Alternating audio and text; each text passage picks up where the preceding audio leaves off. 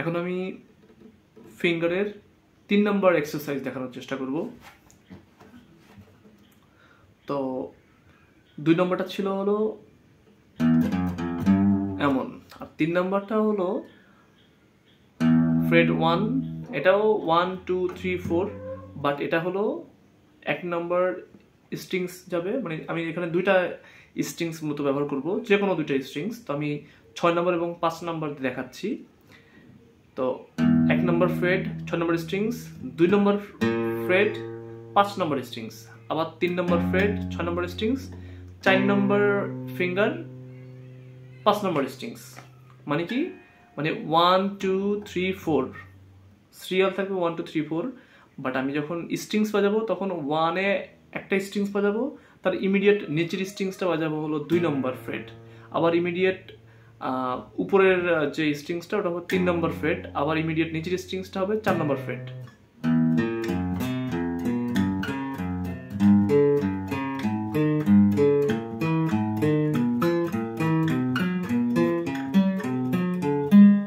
আবার ঠিক রিভার্স হবে।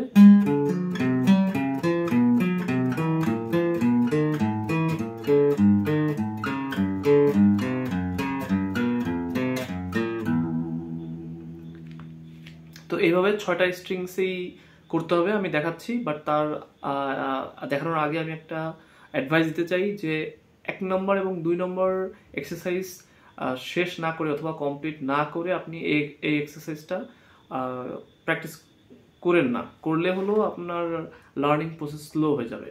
তো আপনি আগে 1 নম্বর এক্সারসাইজ শেষ করবেন, তারপরে 2 নম্বর এক্সারসাইজ শেষ করবেন, তারপরে 3 নম্বর এক্সারসাইজ করার চেষ্টা করবেন। তো আমি এবার প্রত্যেকটা স্ট্রিংসই দেখানোর চেষ্টা করতেছি শর্টে।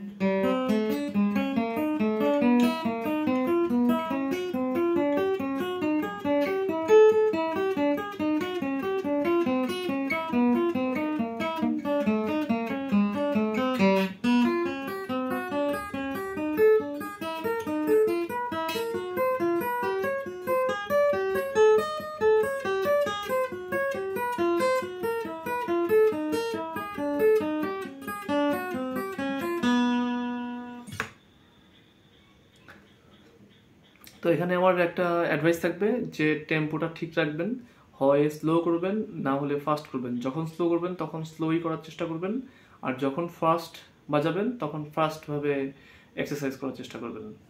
আর নেক্সট ভিডিওতে আমি এক্সারসাইজের 4 নম্বর লিসন দিব। ধন্যবাদ।